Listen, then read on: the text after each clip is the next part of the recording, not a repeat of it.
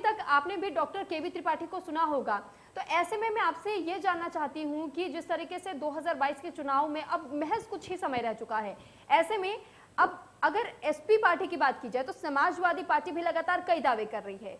तो क्या ये दावे केवल चुनाव में जीत हासिल करने के लिए या धरातल पर भी इसे लागू किया जाएगा? सुरभि जी, जहां तक दावों की बात है, दावा करना भारतीय जनता पार्टी का काम है। हम लोग जो सच्चाई है उसको जनता के बीच में ले जाते हैं। हमारा कोई एक काम ऐसा नहीं बता सकता जिसपे हम दावे करते हैं और झूठ बोलते हैं।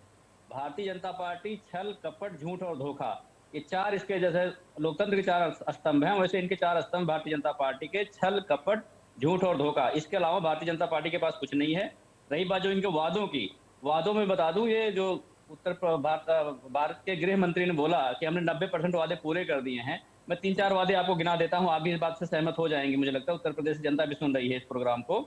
इन्होंने कहा था हम 70 लाख नौकरी देंगे, कितनी नौकरियां मिल गई हैं। इन्होंने कहा था हम बेटियों के मुफ्त शिक्षा देंगे। उत्तर प्रदेश की जितनी बेटियां हैं वो ये इस प्रोग्राम कर सुन रही हैं, तो आप अपने आप आकलन करिएगा कि क्या आपको मुफ्त शिक्षा मिल रही है, नहीं मिल रही है। इसके बाद इन्होंने कहा था कि हम 10 विश्व स्तरीय विश्वविद्यालय बनाएंगे। क्या एक भी विश्वविद्यालय बनके तैयार हो गया उत्तर प्रदेश में? इन्होंने कहा था हम 25 मेडिकल कॉलेज बनवाएंगे। क्या वो मेडिकल कॉलेज तैयार हो गए हैं? इन्होंने कहा था कि हम 1 जीबी डेटा फ्री देंगे। क्या वो डेटा फ्री दे रहे हैं? जैसे इन्होंने जियो के लिए कहा था, जियो फ्री होगा, उसके बाद 399 रुपये वसूलने लगे। 12 महीने को 13 महीने बनाने का काम कर दिया इस सरकार ने। तो इस सब बातों के उत्तर प्रदेश की जनता समझ रही है। अगला जो सबसे बड़ा वादा था किसानों के लिए, इन्होंने कहा था 14 दिन में किसानों का गन्ना भुगतान हो जाएगा।